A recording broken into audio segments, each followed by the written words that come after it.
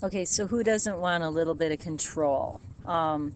Today you're learning about for loops and while loops, which provide you with a little bit of control over your program.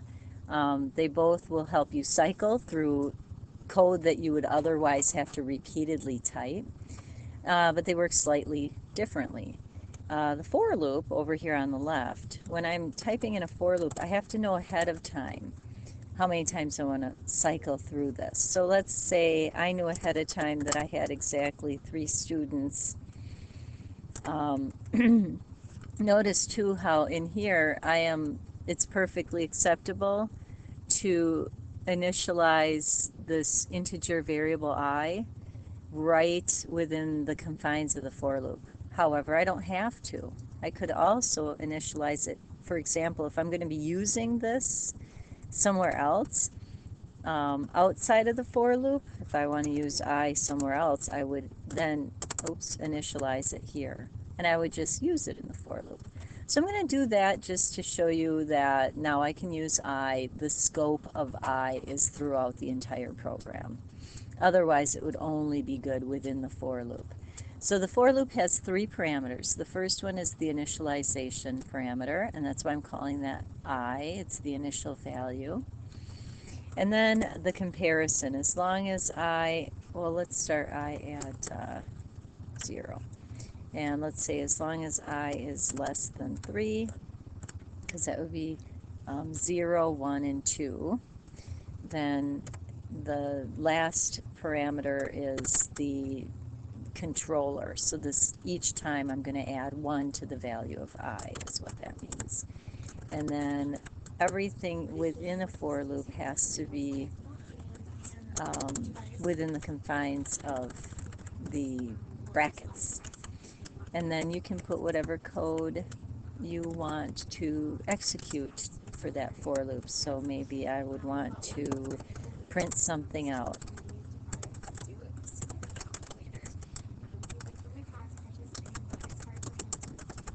And I can do it that way.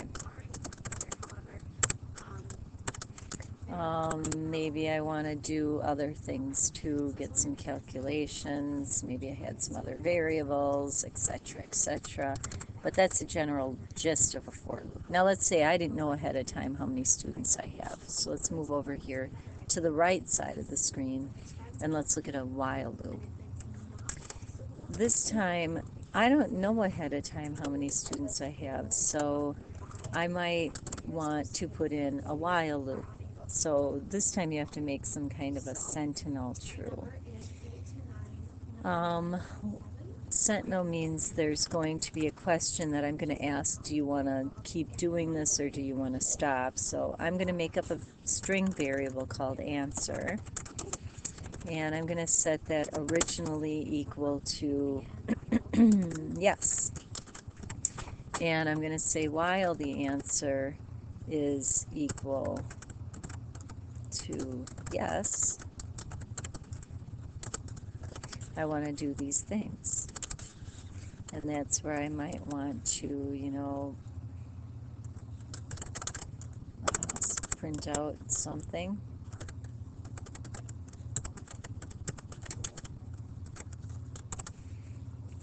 And maybe I want to still print out I don't know.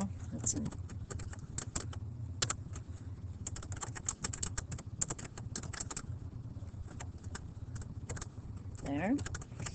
And then I have to make sure that I increment I by 1.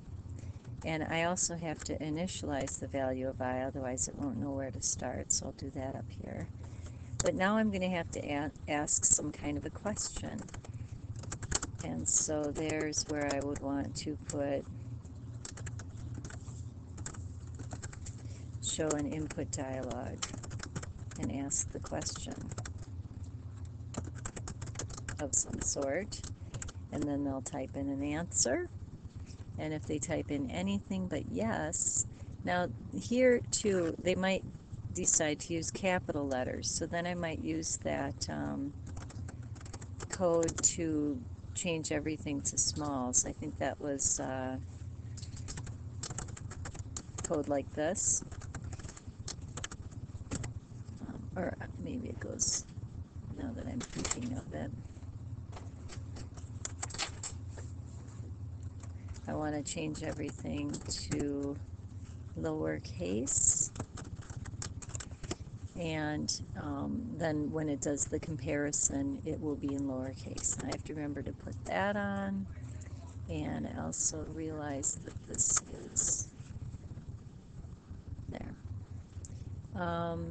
Let's try to compile that. Oh, by the way, there are some settings that you can change in your JGrass that's going to make things a little bit easier for you, and I'll show you what that is. I have to save this program first. I'm going to bring this up here and compile it. Okay, so now when I run it, you can see that it gives me the initial value, and it asks me if I want to do this again, and if I type in yes with a capital Y, it changes it to all smalls, asks me if I want to do this again, and maybe I'll type in no. And now it stops. So that's how you can control a program. You can either use while loop, or you can use a for loop if you know ahead of time how many times you want to execute.